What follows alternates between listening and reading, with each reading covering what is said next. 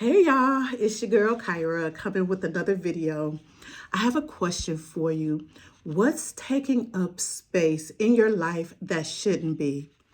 Now, I know when you hear that, you probably think about your physical space and think about clutter. And actually, that's good because clutter takes up not only physical space, but other types of space in our lives. As its name indicate, or its definition, if you would, it's a mass collection of stuff that's usually untidy, which can lead to stress, anxiety, lack of focus, mental clarity, just to name a few things, right? And the thing about it is, there are three different types of clutter, and it's not just the physical space. So make sure you watch this video to the end so that you can hear that last one, which I'm sure some of you probably haven't even thought of as being clutter, which very much so is. So our first type of clutter is that physical space. I'm sure that you've probably watched the show Hoarders. Now that's to the extreme.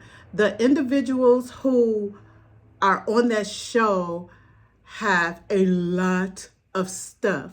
Like they have stuff in their homes, they have stuff in their cars, they have stuff in their garage, and it's almost to the degree to where there's no room to even move in either of those places. So in the homes, when you open a door, you can see where there's pathways that needed to have been made in order to just go from one room to the next room. Or with the garage, you could forget about being able to park a car in there because it's just too full of stuff.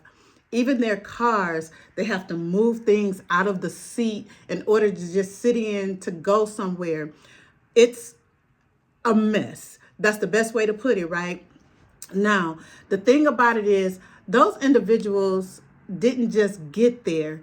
It's something more to it. And they have some other issues, underlying issues that they need to deal with. That's why it's so difficult when it's time for them to get rid of the stuff to actually get rid of the stuff. Oftentimes they become angry or they become emotional and just have a very hard time with getting rid of the stuff. But luckily, there's processes that the professionals take them through in order to help them work through it. So they'll say, okay, make a pile for the things that you're going to keep. Make a pile for the things that you're going to donate.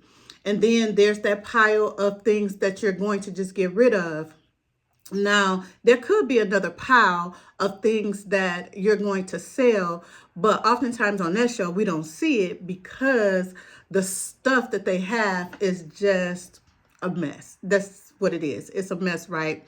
So, other examples of spaces, like real life examples of spaces that is cluttered that we may see more frequently than not is when you go into a kitchen and the kitchen isn't clean. Whoever is supposed to be cooking, they're like, I'm not about to cook in this dirty kitchen. And it's not that the food is going to touch the dirty dishes and or all of the dirty dishes are even on the stove, if you would. They might be in the sink. But just the thought that there's dirty dishes and it feels unclean because it's not fully clean, right? You're like, no, I'm not cooking in that. That's a mental roadblock for you. You're like, I'm not doing that, right? Or you could think about people that work in an office setting. If you go in your office and you look down at your desk and there's just a lot of stuff there, it's very hard to focus and get to work. So what do you tend to end up doing? You take the papers and you gather them together. Even if you make a pile, you make a neat and tidy pile so that you can have some clarity, some focus, and actually get into what it is that you're trying to do, your day's work. So there are a lot of practical tips that can be given for cleaning up a physical space for decluttering. So one thing I would say that helps me personally is to tackle one room at a time. because it can become overwhelming when every room in your house or several rooms in your house need to be decluttered. But if you just tackle one room at a time, it helps a lot in you actually making progress. And in thinking about progress, right? You can also use a strategy or a tactic where you time yourself, or you use a timer. Say, set a timer for 5 minutes and you work diligently for 5 minutes decluttering whatever space it is that you're working on. Or you can set it for 15 minutes or 30 minutes. But the point is, whatever time frame you are dedicating to decluttering, use that time frame with no distractions, and you will begin to see the progress. And slower progress is better than no progress at all. Okay. Then what's a second type of clutter? So there's this thing called emotional clutter. It refers to buildup of negative emotions, thoughts, and experiences that can weigh you down, including unresolved conflicts, past hurts, grudges, and negative self-talk. Now, this becomes a lot more deep, I would say. It's very deep rooted. We're in the season of the holidays right now, and this emotional clutter is a thing, right? Because during the holidays, you usually create loving memories, good memories with loved ones, friends, family, etc. But if there are unresolved conflicts there, you're not in this I want to create good memory mode or mood. You're like, nope, I'm good, right? And it keeps you stuck in a place to where you're not enjoying life. You're not enjoying the time that you have because of this emotional clutter, holding grudges.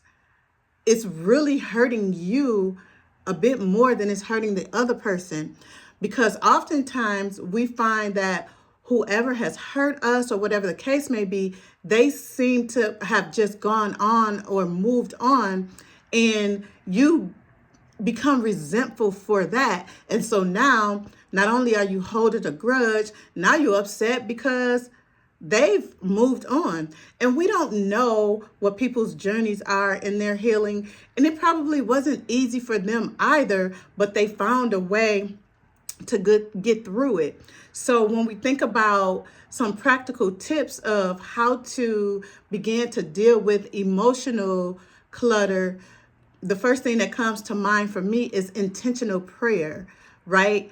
Getting your word and find scripture that deals with, your emotions and letting go of, anger and hurts and be healed, right? Because it works and it helps a lot. Then there's therapy. I like to say, yes, you need Jesus, but you also can use a good therapist, right? That's a good combination. Then there's journaling. Writing can be extremely therapeutic. Writing can be extremely therapeutic.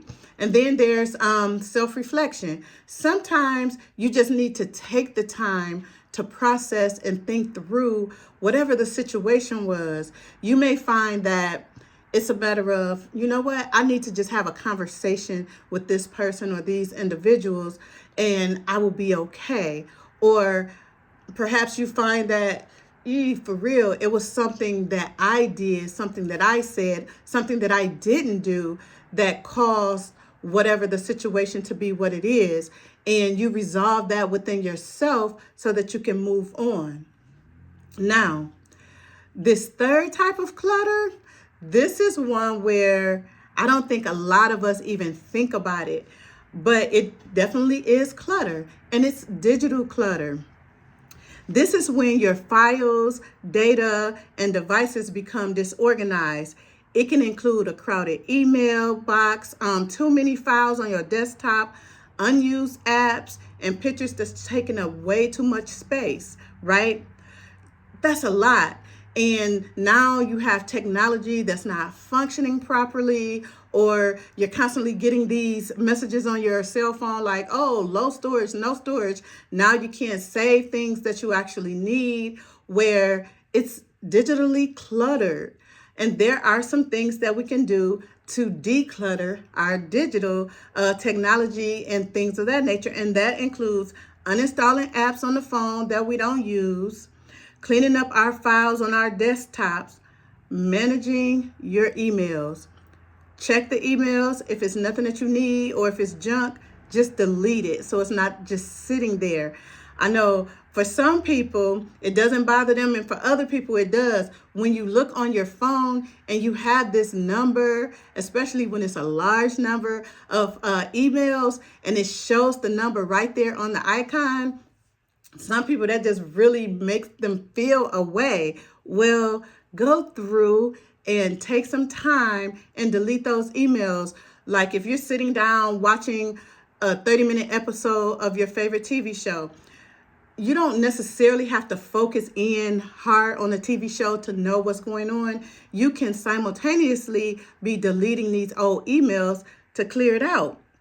And then organizing your documents in folders, right? So if you have specific themes or projects that you're working on, organize those documents in a folder so that you keep them clean and you can find them whenever you need to, and you don't have to search in a way where you're like, oh my gosh, I cannot find anything that I'm looking for. And that leads to frustration and it lowers your productivity and on and on. So my thing to you today is to really take a look at what's in you and taking up space that shouldn't be, and take some time to declutter, because it's not only going to just physically help you, but emotionally help you and help you to gain clarity, mental clarity, and just feel good overall. All right, until next time.